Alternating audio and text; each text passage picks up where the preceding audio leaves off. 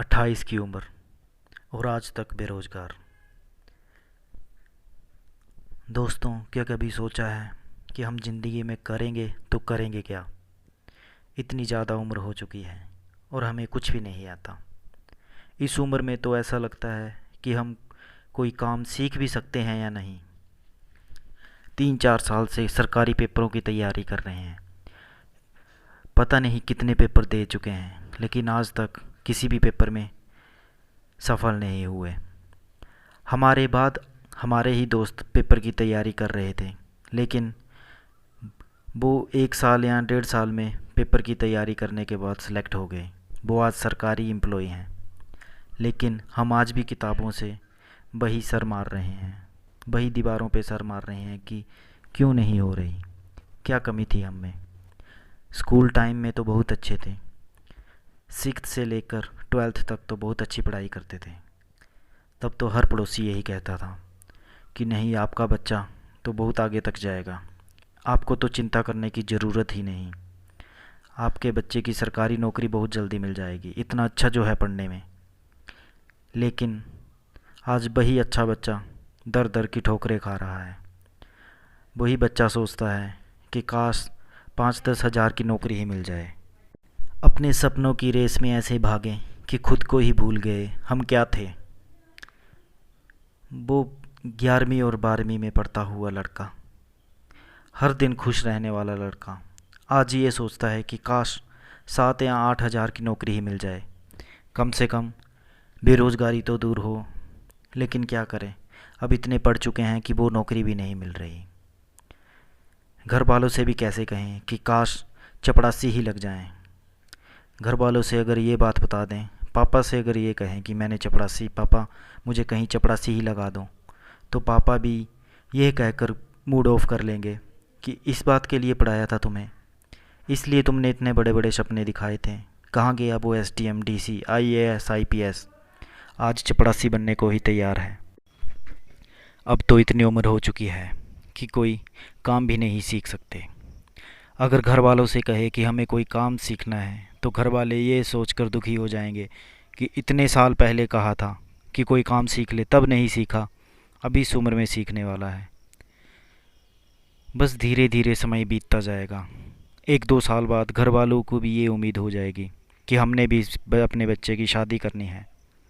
लेकिन हम इतने निराश हो चुके हैं कि शादी के लिए हाँ भी कैसे कर दें। अगर हम अपना ही खर्च नहीं उठा सकते तो बीबी का कैसे उठाएंगे। अगर किसी की लड़की को दुल्हन बना के ले आएंगे तो उसकी भी कुछ उम्मीदें होंगी, उसके भी कुछ सपने होंगे। उन सपनों को अपने सपनों के सामने टूटता हुआ कैसे देख सकते हैं। रोने का दिल तो करता है, लेकिन रो नहीं सकते, इतने मजबूर हो चुके हैं नौकरी के चक्कर में। लेकिन ऐसा क्या हुआ कि हमें नौकरी ही नहीं लगी? क्या गलती रही, क्या कमी रही हमें कि आज तक भी बेरोज़गार हैं? 4-5 साल से तैयारी कर रहे हैं, लेकिन कोई पेपर ही क्लियर नहीं हो रहा। क्या कभी सोचा है कि क्या कमी रही होगी हमने? सब कुछ टाइम मैनेजमेंट, टाइम टेबल, अच्छी अच्छी किताबें भी ले ली, सब कुछ रट लिया, फिर भी पेपर नहीं हो रहा है। क्या हमारा एम में गलती थी, या हमारी पढ़ाई ही पूरी अच्छी तरीके से नहीं हो सकी कि नौकरी लग सके? अब तो वो लड़के भी हंसते हैं जो पहले ये कहते थे कि नहीं, IPS IAS बनेगा। अब तो नाम, हमारे नाम के आगे भी DC SDM लगना शुरू हो गया है। वो इज्जत से नहीं लगाते, वो मजाक उड़ाते हैं कि ये लीजिए शर्मा जी का बेटा SDM वो आ रहा है। वो भी दिल में ये सोच के खुश होते होंगे कि अच्छा हुआ, बहुत लायक बनता था, बहुत इंटेलिजेंट बनता था, आज देख लो क्या कर रहा है। घर वालों ने पहले ही कहा था कि टाइम है बेटा, प्राइवेट नौकरी ही कर ले, लेकिन हम ही में कुछ गलती थी कि नहीं, सरकारी नौकरी के पीछे ही भागते रहे और खुद को इस काबिल बनाया ही नहीं कि आज कुछ कर सकें। सरकारी नौकरी नहीं मिल रही तो क्या हुआ, प्राइवेट तो कर सकते थे पहले। यही अगर पहले सोचा होता तो आज कहीं ना कहीं नौकरी तो लगी होती, कम से कम ये सोचकर उदास तो नहीं होते कि हम बेरोज़गार हैं। बेरोज़गारी सबसे बड़ा श्राप है, ये अब पता चल रहा है। घर वालों ने क्या क्या सपने देखे थे। गलती उनकी भी नहीं है, हम ही ने उनको सपने दिखाए थे कि पापा मैं ये बन जाऊंगा, मम्मा मैं ये करके दिखाऊंगा। लेकिन आज वही मम्मी पापा का लाडला कुछ भी नहीं कर रहा है। अब तो खाना भी बैठते हैं तो शर्म लगती है कि इतनी उम्र में कुछ भी नहीं कर रहा और फ्री में खाना खा रहा है। अब तो घर वालों से पैसे मांगने में भी शर्म आती है कि 28 की उम्र हो चुकी है और पैसे मांग रहा है। कैसे कहें कि हमारे पास वो काबिलियत आज तक पैदा ही नहीं हुई कि हम उन्हें खुश कर सकें। गलती हमारी ही है, हम इतने ओवर कॉन्फिडेंस में आ गए थे कि उन्हें इतने बड़े बड़े सपने दिखा दिए और आज हम उन सपनों को पूरा नहीं कर पाए तो अपने साथ उनका भी मन उदास करते हैं। गलती घर वालों की नहीं है, उन्होंने तो अपने हिसाब से हमें सब सुख सुविधाएं दी, लेकिन गलती सिर्फ हमारी और सिर्फ हमारी है कि हम अपने सपनों पर अच्छे से उतर नहीं पाए, उन्हें पूरा नहीं कर पाए। हम अपने एक लक्ष्य को पूरा नहीं कर पाए। एक लक्ष्य में रास्ते तो बहुत से थे, लेकिन हम उस एक रास्ते पे नहीं चल पाए जिससे उस लक्ष्य को पहुंचना था। उस लक्ष्य में नहीं पहुंच पाए, इसलिए आज हम निराश हैं। लेकिन दोस्तों घबराओ मत, ज़िंदगी बहुत है। कहा भी गया है देर आए पर दुरुस्त आए। आज से ही कुछ समय निकालिए, कम से कम 10 या 12 दिन का समय, और सोचिए कि हमें करना क्या है।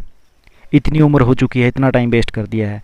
अगर अब भी हम 2-4 साल और लगा दें और सरकारी पेपर की तैयारी ही करते रहें तो एक दिन ऐसा आएगा ना तो हम मजदूरी करने लायक होंगे और ना ही किसी सरकारी नौकरी के लायक, और हम सिर्फ समाज में एक हास्य का पात्र बन के ही रह जाएंगे।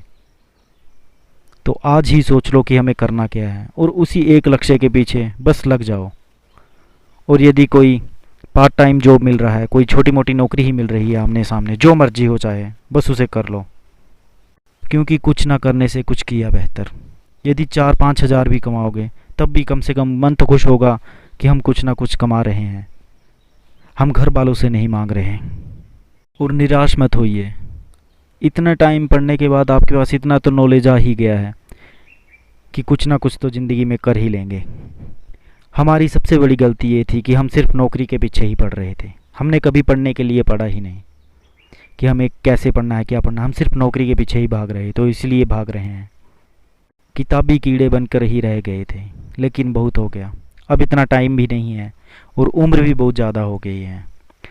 दोस्तों 28 से जो भी ऊपर हैं, ये जो भी मेरी ये वीडियो देख रहे हैं, उन्हें सिर्फ एक ही बात कहना चाहूँगा कि 28 की उम्र कम नहीं होती, बहुत ज़्यादा होती है।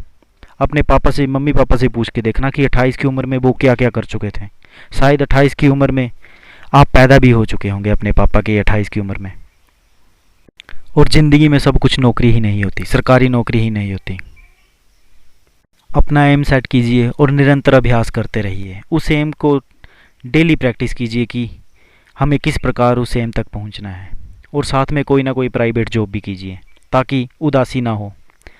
धन्यवाद दोस्तों, उम्मीद है आपको ये वीडियो पसंद आई होगी। चैनल को सब्सक्राइब कर दें और बेल आइकन प्रेस कर दें ताकि हर नई से नई वीडियो आपके पास बहुत जल्द पहुंचे।